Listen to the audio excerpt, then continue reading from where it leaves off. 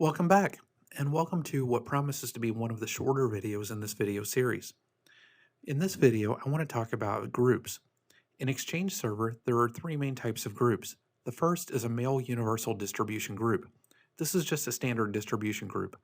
For example, maybe you want to create a group including all of the people in the finance department so that rather than having to email everybody individually, you can just send an email message to that one group and everybody who's in that group will get the message.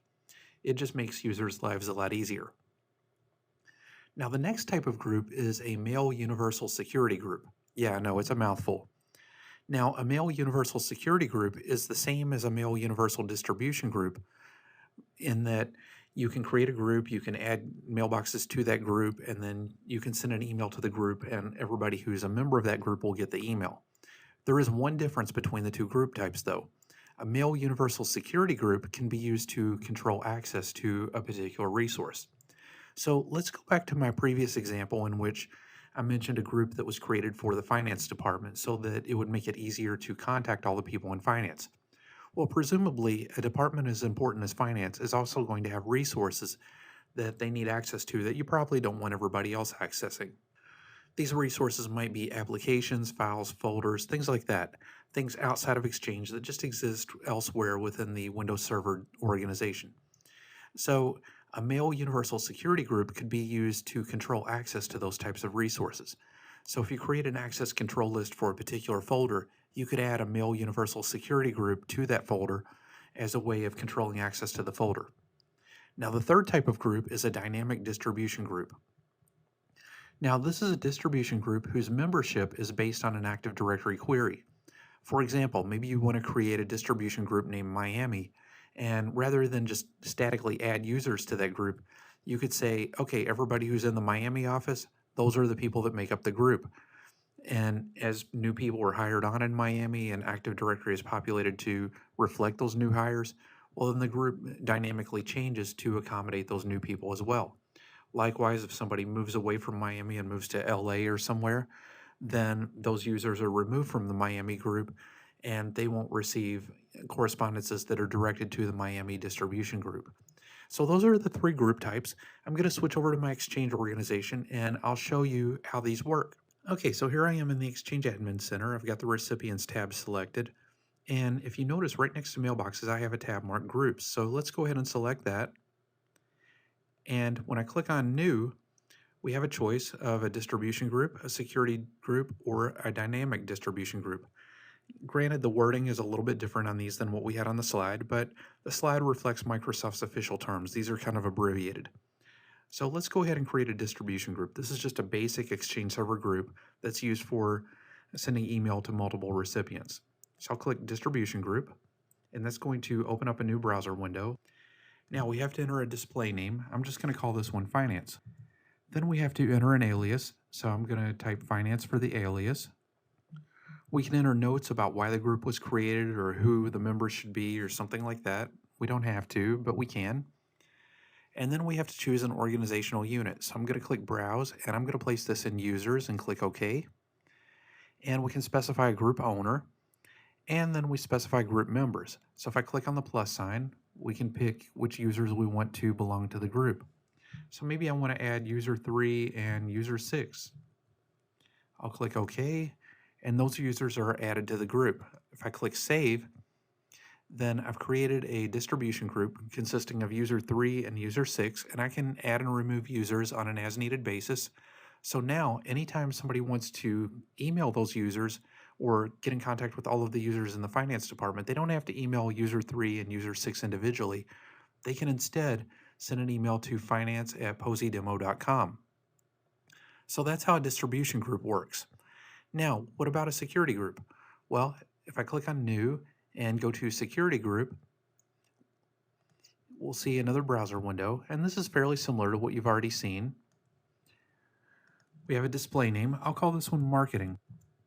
And we have to provide an alias. I'll call it Marketing. And I'm not going to worry about creating any notes. And for the organizational unit, I'll use Users again. And the owners is fine. For members, I'll click the plus sign. And this time, I'll select Users 7 and 9. and I'll click OK, and I'll click Save. And now this group is created. Now on the surface, this looks just like the other group that we created. We have the display name, we have an email address. So if I wanted to send an email message to the people in marketing, I could send that message to marketing@posydemo.com, and then that message would go to all of the members of the marketing group. But notice the difference in group type. Finance is a distribution group, whereas marketing is a security group. So to illustrate the difference in these two groups, I'm over on one of my servers, and I'm going to open up File Explorer, and I'll go to C, and I've got a folder here called Data. So what I'm going to do is I'm going to right-click on the folder and go to Properties and Security, and I'll click Edit. And we have the access control list here, and let's say that we want to give marketing access to this folder. I can just click Add, and I can type Marketing, and click Check Names, and you can see that marketing was recognized, and I click OK, and now marketing has access to the folder. I didn't have to go and add the individual users one at a time. I just added the group. But as you'll recall, I also created a group called Finance, and Finance was just a distribution group. So watch what happens if I try to add Finance to this folder. So I'll click Add, and I'll type Finance, and click Check Name, and Finance is not recognized. That's because it's a distribution group, not a security group. So I'm going to go ahead and cancel out of this and switch back to my Exchange server because there's one more group type that I want to show you. So here I am back in Exchange, and I'm going to click New, and this time I'm going to choose Dynamic Distribution Group. And that's going to open up a new browser window. And once again, we have to enter a display name.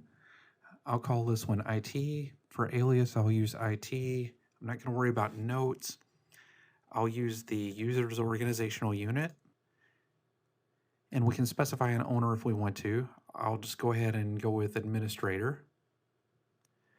And then notice down here we have a members section, and we don't have a list where we just pick and choose members like what we had on the other two types of distribution groups. This looks completely different. So we have specify the type of recipients that will be members of this group.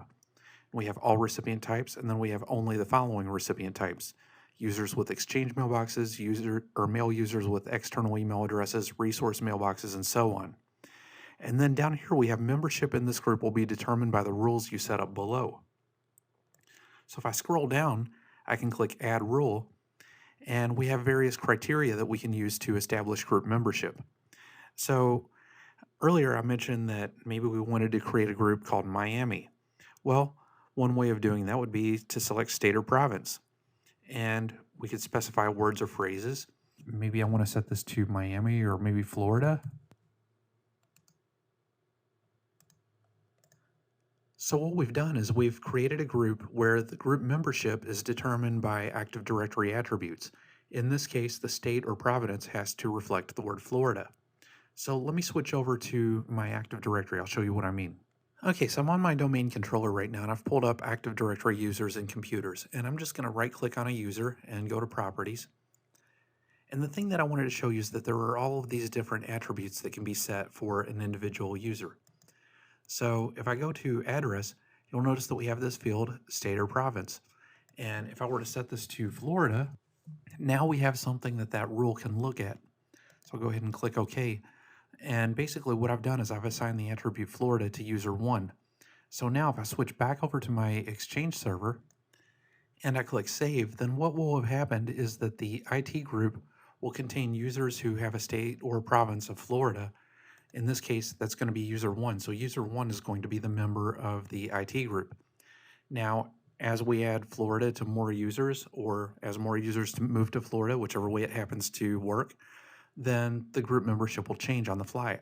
I, as an administrator, don't have to go in here and manually update group membership every time somebody moves into or out of Florida. So that's how dynamic distribution groups work in Exchange Server 2016.